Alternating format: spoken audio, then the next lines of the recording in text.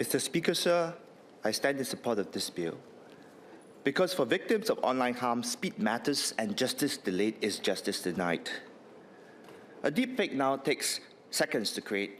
With powerful AI, harm scales fast, and it's not rare. Surveys show that more than 84% of residents have encountered harmful content online, and roughly 1 in 3 has faced harassment or bullying. In particular, as many of our ministers and POHs has mentioned, for our youth, online and offline is our one continuous reality. So harm in one space, whether it's deepfake, doxing, non-consensual, intimate contents, bleeds into the other. Yet removal through current court process can take months and even years, and traces often persist after takedown. And this is the gap where victims suffer, mental health decline, some turn to self-harm, drop out of school or lose jobs. Embarrassments follow, harassments pile on, and cancel culture amplifies pain. These are real psychological injuries. Sometimes a mental prison is worse than a physical one, and we cannot keep telling victims to wait another 3 more months for relief.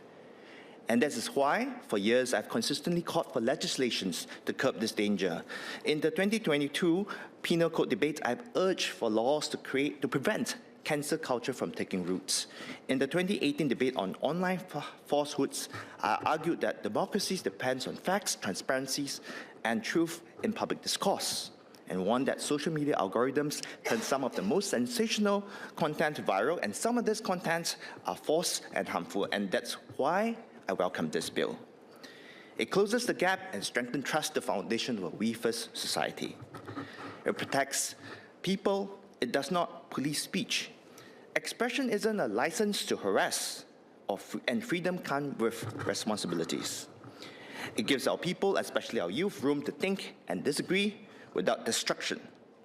A healthy digital commons to engage, create, and learn without humiliation. It delivers timely justice because harm spread fast and hours matter, and the OSC can act in days to remove content, restrict accounts, and disclose identities so victims can seek damages. So for online falsehood, speed is justice. At the same time, I have a number of clarifying questions to the ministers for this landmark bill. 1. Implications of the amendments added on top of this bill.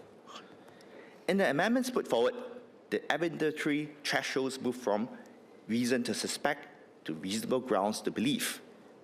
Also, the amendments call for a process to appeal to the General Division of the High Courts. And the amendments also call for the inclusion of serious harms like abatement or encouragement of suicide and sexual grooming in this bill. But I believe that these are already addressed in the criminal law, including the Penal Code Section 306 and 306 and 376E, and the Vulnerable Adults Act 2018. To me, these amendments seem to be a substantive change to the due process proposed by this bill, with implications to the victims, more legal costs, delayed justice. As such, I would like to ask the ministers to inform us the implications of these additional amendments put before Parliament votes. My second point is that no wrong doors. We already have laws on harmful online content, POHA, BA, POFMA, FICA, OCHA. If someone is harmed online, how do they figure out which laws to use? Will OSRA overlap with these or fit in with them? Do victims have to report to several agencies, or will the agencies coordinate? And if the OSC and courts disagree about whether online harm has happened, what happens then? Who has the final say, and how is the conflict resolved? 3, mental health integration. Removing content is necessary, but not sufficient. Victims need healing, not just remedies. Protection and healing must move together. How will OSC work with community groups and appropriate services to support victims, especially youth, of online harm? Can we consider offering psychological support along legal relief? And how will OSC make sure that the staff are properly trained so that they can help without causing further harm? 4, PDPA and disclosures. Victims need identity disclosures to pursue redress. Platforms must also, at the same time, meet data protection duties. Will regulations clarify how disclosure directions interact with PDPA obligations, including purpose limitations and legal obligation exemptions? And will good faith compliance with valid directions be recognized so platforms can act quickly without fear of breaching confidentiality? 5, cross-border and evasion. How will OSC enforce its directions outside Singapore? And will claims under the statutory torts actually help in such cases? The bill lets OSC tell platform to collect certain user information, but a person can ignore the requests, ditch old accounts, and open new ones. And in such cases, how will the bill still get the perpetrators' user information? My final point, 6, preventing abuse and protecting identities. What guardrails will prevent the statutory torts being weaponized for lawfare? By that, I mean frivolous claims or claims without merit to harass or pressurize respondents.